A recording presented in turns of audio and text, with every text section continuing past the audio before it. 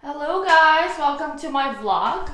I have been thinking of the topics I want to talk about on my vlog, and one of the topics I have thought about this past few days is about accepting yourself and just loving yourself for who you truly are.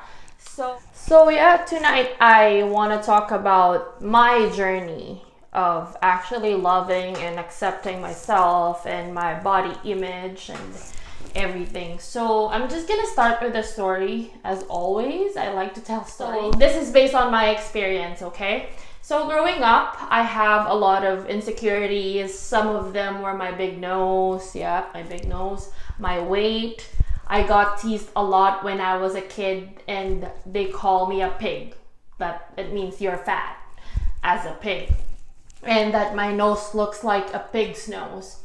And this is actually the reason why. This is also the reason why I don't like to smile on my pictures, because I feel like when I smile, my nose just gets bigger. See, that's why I try to be like that. I just do that and find my perfect angles where my nose wouldn't look so big on pictures. And but now I do smile on pictures now, but I still do it. I still do that without smiling, just because I don't know, I'm just dramatic. I just want a more dramatic effect on my pictures. So then it took me 28 years to finally realize that I should just love myself for who I am, flaws and all, with my big belly and with my, I don't know, big nose. And one of the things I learned last year too is the never-ending worry for us Filipinos not to get darker. Have you experienced that? Where I remember as a kid, getting restricted to go out at a certain time of the day when the sun is shining so bright, so hard, and just so you won't get any darker. And I think that a lot of us experience that growing up, where your parents or don't want you to get any darker, so they don't want you to go out in a certain time. And see, it's one of those subtle moments where we are conditioned not to love our brown skin. And even in school, if you're a little bit darker, they're gonna call you. So then for the longest time, I would always look in the mirror and then tell myself that I'm fat. And probably most of my life I'm like that, and when I think about it now, I always think that way even on the times that I wasn't really fat. I was skinny during that time. Now that I'm 28, and when I see, there's memories on Facebook, and it's nice that we have that because you get to see, I don't know, the memories. So then sometimes, some days, memories from 2 years ago, 4 years ago, 5 years ago would show up, and then you will see how skinny you are. But I always thought that, oh my gosh, during that moment where I was so skinny, I thought that I was so fat.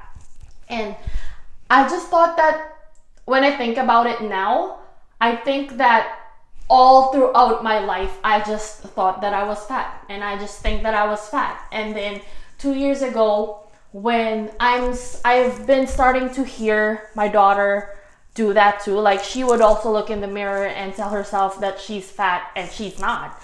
And I thought to myself that I should stop doing that. I should just love myself for who I am, because if I want to teach my daughter to love herself for who she truly is, then I should be the first example myself to do it, because action speaks louder than words. So then after that realization, I just decided to not tell bad things about myself.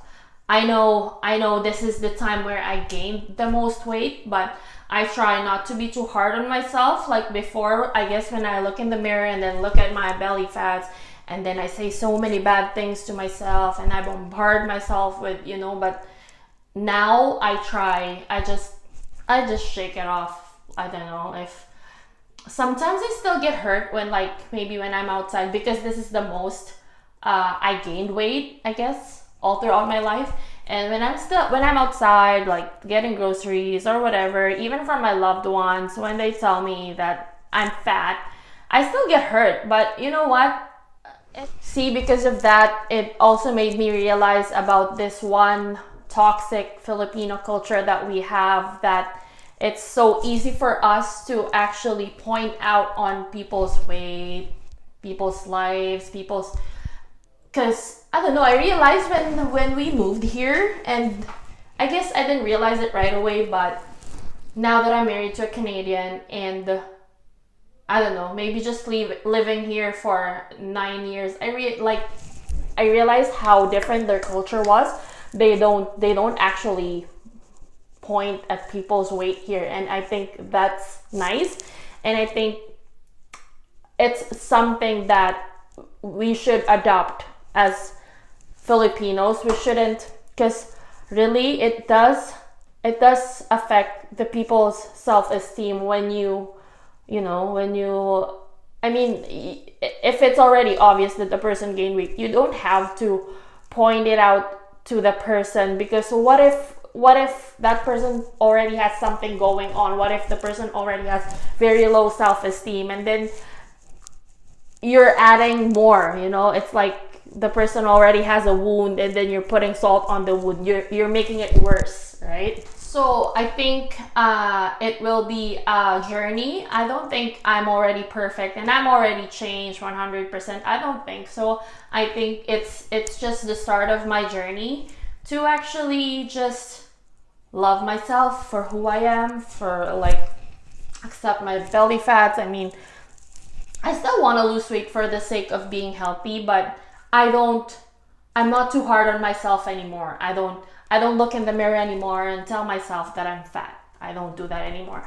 Every summer, I don't worry anymore if I get tan. I don't worry anymore that before I used to worry a lot about not get darker, but now I don't care. I can like bask in the sun. I've learned to actually enjoy the moment and not worry about what I would look like, right? Because entertainment and modeling industry probably has a lot to do with this, about this whole body image thing, and there's this societal standards that we always have to reach. And I was just talking to my friend about it, that it's so bad that a lot of younger kids, well, teenagers, are getting sick. There's anorexia, there's bulimia, there's a lot of things that a lot of kids have been going through just because of body image. That, like when we watch TV or movies and we see these magazines, and all we see are just these girls that are skin and bones, and we think just because of the societal standards, we think that we should be like them. And honestly, I feel like this societal standards and the entertainment industry and all of these things, whatever you do, it's gonna make you feel like you're not enough. And you know what? You are enough, and you will always be enough. And I just want to say that don't let this toxic standards from